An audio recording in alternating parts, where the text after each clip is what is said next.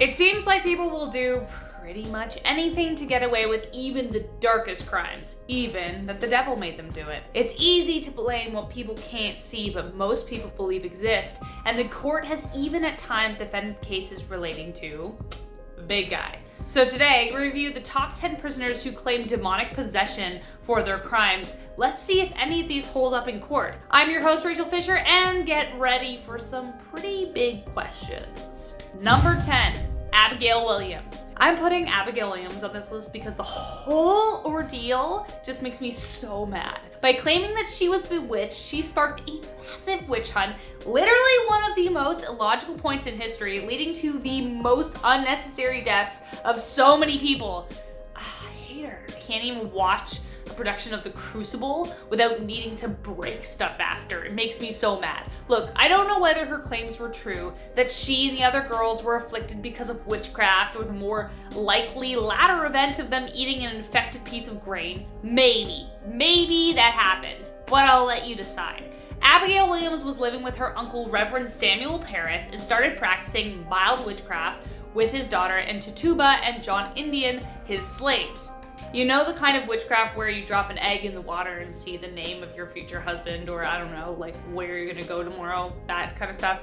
Apparently they saw a coffin in the glass and that freaked them out, so they started acting weird. Other girls followed suit. Keep in mind they were around 11 or 12.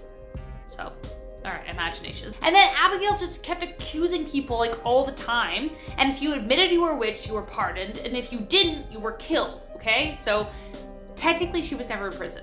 But she put a lot of people there on bullshit, and then they claimed possession to get out. So I say that this deserves to be number 10. Yeah, there it is. Number 9, Luis Zambrano. Luis was a man from Queens who took the life of his ex-girlfriend Angie Escobar in her Whitestone home. She was just 28 years old and had just broken up with him when he violently attacked her, inflicting 80 wounds with a pair of scissors. But he didn't just claim that he was heartbroken. No, the reason he killed her was because of 1, trust issues, that's a given, she's an ex for a reason, and 2, you guessed it, demonic possession. A quote from Luis reads, quote, "If you believe in demonic possession, you'd know I was under the influence of drugs and alcohol. I barely remember what happened," unquote, he said. Dude, it caught you. Just fess up, man. The devil doesn't just conveniently show up when you do something really awful, okay? He's busy building the next Apple update and creating pop-up ads, okay? Thankfully, the court saw right through him and sentenced Zambrano to 26.5 years in prison. Game over, Satan.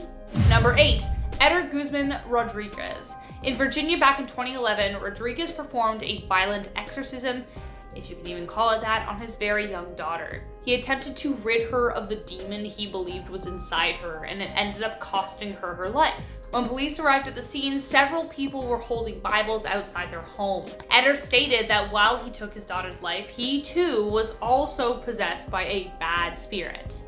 Yeah, it's called being an awful human being. Look it up. The girl was found on a bed, wrapped in a blanket, surrounded by Bibles. Guzman had also knocked his wife unconscious so she wouldn't be able to stop the exorcism. To this day, he stands by his claim while also admitting to the crime. Guzman was sentenced to 20 years and 11 months in prison. Number 7, Dennis Rader, the BTK killer. Man, I hate how this guy is on every list, but here he is again. An interview was released that Rader believed it was a demon that pushed him to take the lives of those 10 people. By now, if you follow our channel or are a true crime fan, you know what BTK stands for. And if you don't, Google it because YouTube won't let me say it. Rader was a very religious man and was a leader in his community, but despite his connection to godliness, Rader confessed that he believes a demon entered him when he was a young boy. How convenient, as that's when he started to notice his dark side. He told Larry Hatberg during an interview, and I quote, "How could a guy like me, a church member, raise a family, go out and do those sorts of things?" he said. Quote, "I personally think, and I know it's not very Christian, but I actually think it's a demon that's within me," unquote. Or you're just an awful human being saying it together. That's great. Let's move on. Number 6, David Berkowitz, the son of Sam. The son of Sam terrorized NYC for a period in the 1970s and was finally caught in 1977. He would carry out what appeared to be random shootings, claiming 6 lives, wounding 7 more with a .44 caliber revolver. David frequented lovers' lanes, and women even went to salons to rid themselves of brown hair so they wouldn't be targets because they thought that was his thing. Alongside the crimes, postal worker turned shooter blamed his actions on his neighbor's dog, who he said was actually possessed by a 6,000-year-old demon. Apparently his name was Harvey, and Berkowitz was simply following his instructions. Number 5, PAZAZU ALGARED. Now this one is a little freaky because one of the people who lived in the same building as PAZAZU swore he was possessed. The name PAZAZU is actually the name of the demon mentioned in the film The Exorcist. PAZAZU was arrested after authorities discovered a dead body in his backyard, along with another that he helped his wife bury a year prior. If there's anyone on this list that could actually have been possessed, then it might have been this guy. Maybe number 1. He was a satanic fanatic and even went so far as to fork his own tongue and saw his teeth razor sharp. Ugh. An anonymous quote from the man who lived with PAZAZU said, quote, "It was very serpentine and his eyes would kind of get a little like glazy, like almost not there, like the inner part of him would kind of phase away. You could tell when his demons needed something from him because they took over," unquote. Ugh. Also important to note that the house that he lived in was so gross, it was deemed unsafe for human life. There was filth, human and not everywhere, demonic and evil symbols on the walls. Ugh, yeah, not a place you'd want to find yourself, especially since the man who lived there might have been the demon PAZAZU himself.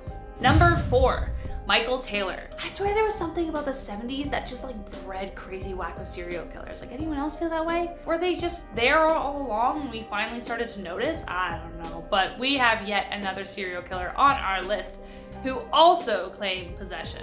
Even before he violently took his wife's life, Taylor suspected that he was possessed by a demonic spirit. He was a simple butcher living in Ossett, England, who was suddenly overcome by a darkness he couldn't explain. He underwent an overnight exorcism performed on him on October 5th, 6th in 1974, and though it reportedly worked, some of the demons, yes, plural, kept hanging on. According to someone involved, they invoked and cast out at least 40 demons, though 3 remained.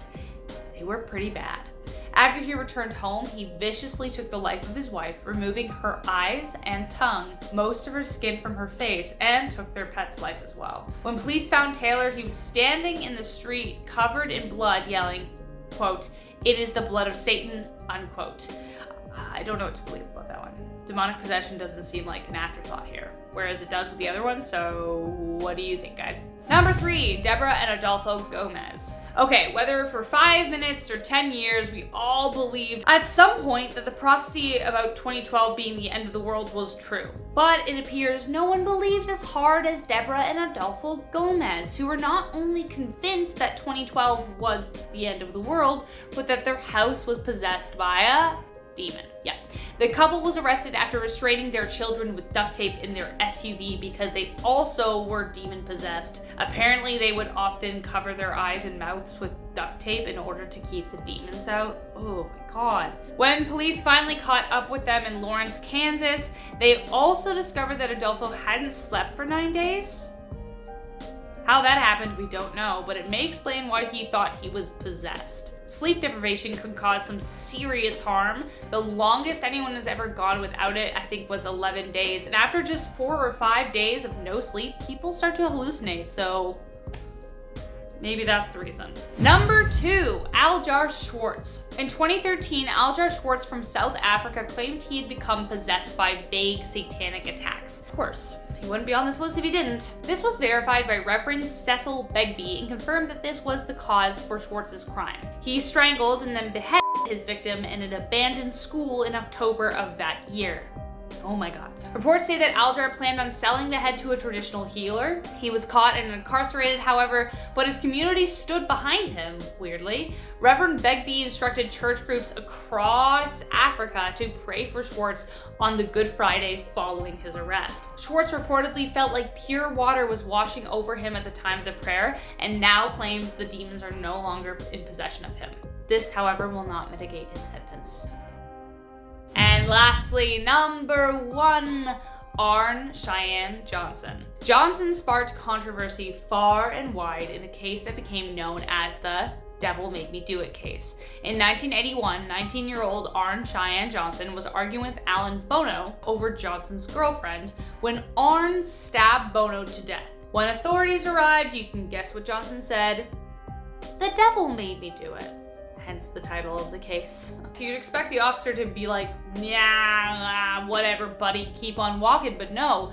There is a reason this case is in our #1 spot. Every paranormal investigator worth their salt, including the beloved Ed and Lorraine Warren, flocked to Connecticut to interview him.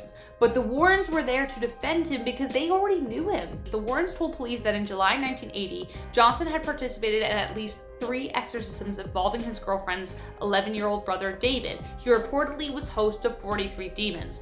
The Warrens stated that at the time of the exorcism, and I quote, "Johnson leaped up and cried to the demon, 'Come into me, I'll fight you, come into me.' From that time on, he was possessed." Unquote. The Paranormal Society was split in 2, but Johnson's team was committed.